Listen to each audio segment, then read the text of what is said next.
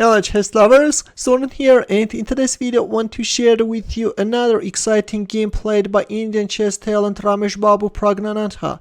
Praggnanandhaa is playing with the white pieces against Hungarian chess grandmaster Ferenc Berkes. The game is from the ongoing 2023 FIDE World Cup. We are in round 5 and this is the second game between these two players. The first game ended in a draw and Praggu is white. This is a match for quarterfinals and Praggu opened up with e4. Berkes answered with e6. In the second game he's relying on the super solid French defense. Praggu goes for advanced variation c5 c3. We have the standard moves queen b6. Black is starting to put pressure on d4 square, the standard idea in French defense. Now white has a wide range of options: bishop e2, bishop d3, knight a3. In the game we have a3. White wants to expand on the queen side. b4 is on the board. Later the dark squared bishop from b2 can support this pawn on d4 if black brings his knight on f5. c takes d4, c takes d4, rook c8, bishop b2, knight g7, knight c3, knight a5. Relying on this pin, black is transferring his knight to c4 square. Bishop takes c4 is not good. In that case you will allow black to get a passed pawn. Black can even recapture with the rook, but yeah, all in all, giving up this strong light squared bishop is not good. This is a trump card, and it can be useful when organizing a kingside attack if black castles kingside. Okay, white is castling kingside, a takes b4, rook b1. Now white will win back the sacrificed pawn, relying on the pin. b5 h4. At the moment we have an equal battle, nothing special. Rook e1 h6, preventing any bishop g5, knight g5 jumps. But at the same time this is becoming a target, you know. Rook e2, white is transferring his kingside knight to the a file. Bishop goes back to b7, and an interesting move by Praggu. Rook a5, he's going for an exchange sacrifice and at the same time he's attacking the pawn on b5. Black didn't dare to accept the sacrifice, played bishop c6, and this is a good decision. If knight takes a5, then here is what can happen. Suddenly white is getting really very active on the queen side, and this black king stuck in the center can become a target. Now if, for example, bishop e7, then knight d6 check can land. And all this looks very unpleasant, you know. It may seem that black is holding, but the engine already gives white a winning position. Knight e5, and yes guys, this is really unpleasant for black. Black can't even castle because this bishop takes h6 can land, and black is in a very tough situation.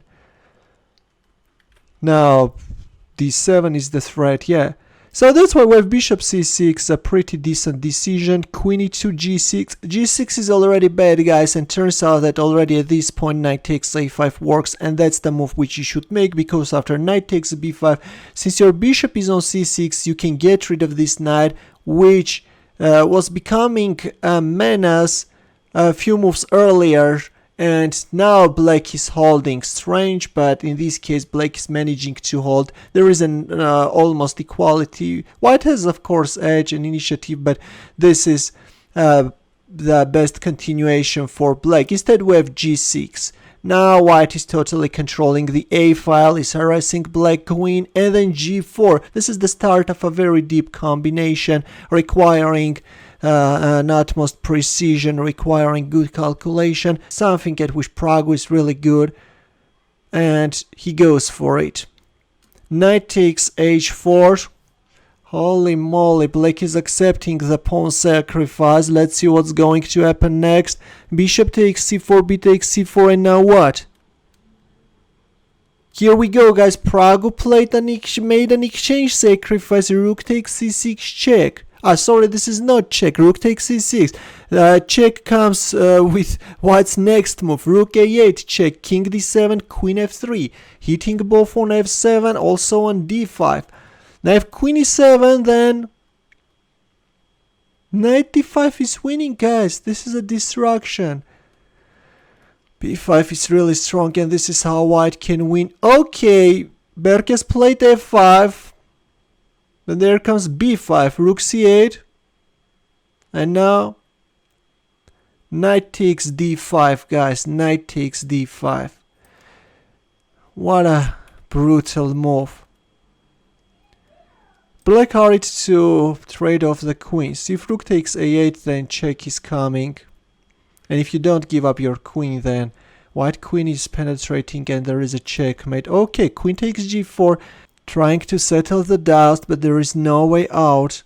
Then comes knight b6, check, king c7, knight takes c8, king b7. Now black is going to win back a piece. But look, guys, we are on move 36 and black still hasn't moved these pieces. Rook is on h8, the bishop on f8 on their initial squares, while this white rook is busy munching everything on its way. Totally lost. Black is totally lost. Oof. As soon as black on move 38 made a move with his bishop, the pawn on h6 also dropped. And this is a massacre, guys. Let's see how Praggu realized the advantage. e7, rook e8, bishop g5, takes, check, goes back, rook d5, rook d8 is coming now, bishop b4, rook d8, takes, a few more moves and black resigned. Okay, g3 is a desperation, rook takes c3. Black resigned. If bishop f6, then of course not. Pawn takes c3. Just rook takes g3.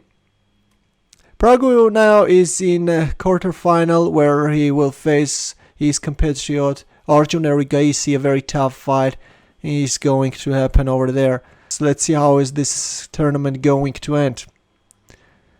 Well, this is it, dear chess lovers. Hope that you enjoyed the game. It was really a very sharp game. Praggu played really well. Too many sacrifices we witnessed. And Praggu for the president. Why not? In the end, the chess puzzle for you, the task is to win with the white pieces. As usual, we'll wait for your answer in the comment section. Thanks for watching. We'll see you in my next video. Take care.